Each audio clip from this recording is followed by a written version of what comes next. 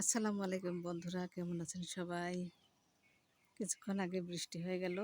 দেখুন পাতাগুলো ভেজা ভেজা। খুব বেশি বৃষ্টি হয় নাই, অল্প সময় অল্প বৃষ্টি হয়েছে। তো আজকে রান্না করব হলো চাল কুমড়ো শাক ভাজি, পুঁই শাক দিয়ে, আর চিংড়ি মাছ পেঁয়াজ দিয়ে দো পেঁয়াজি করব। এখন শাকগুলো তুলে নেব। কুমড়ো পাতায় মানে ডাঁটিতে কাটা থাকে। কুমড়ো পাতা অনেক পছন্দ, সব ধরনের শাকই পছন্দ। তার মধ্যে যদি পুঁই শাক আর কুমড়ো শাক থাকে তাহলে একদম মিলে যায়। কুমড়ো পাতা তোলা হলো, এখন তুলব পুঁই পাতা। পাতাগুলো কেমন যেন হয়ে গেছে, ডগা সহ তুললাম, অল্প করে দিলাম। এখন বেছে নেব, চিংড়ি মাছগুলো বেছে নেব। বৃষ্টির জন্য ওকে ধরে রেখেছিলাম, ছেড়ে দিলাম। এখনকার মাছে ডিম, চিংড়ি মাছ দেখুন ডিমগুলো লাল দেখা যাচ্ছে। ফ্রিজ থেকে নিয়ে আসলাম, এখন পানি দিয়ে ধুয়ে তারপর বেছে নেব।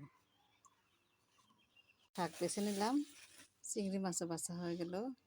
এই তো চিংড়ি মাছের এই যে খোসা, এগুলো আমি বেটে দেব।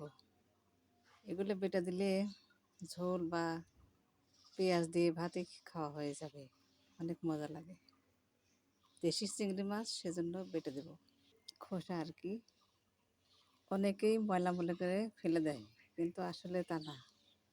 এগুলো বেটে দিলে তরকারিটা অনেক স্বাদ বেড়ে যায়। আমাদের মতো গরিব মানুষদের চিংড়ি মাছ খাওয়া কঠিন, কারণ গরু মাংসের চেয়ে চিংড়ি মাছের দাম বেশি। হাফ কেজি মাছ এনেছে 600 টাকা দিয়ে, আর 1 কেজি গরু মাংসের দাম 700 টাকা। তাহলে কি আর চিংড়ি মাছের কাটা কুটো কি আর লেজ ফরে ফেলে দেওয়া যায় বলুন? তাই বেটে দিলাম। হয়ে গেল আমার চিংড়ি মাছ ভুনা। এখন শাক ভাজি করব। শাক ভাজির জন্য দিলাম শুকনো মরিচ আর কালো জিরে, রসুন।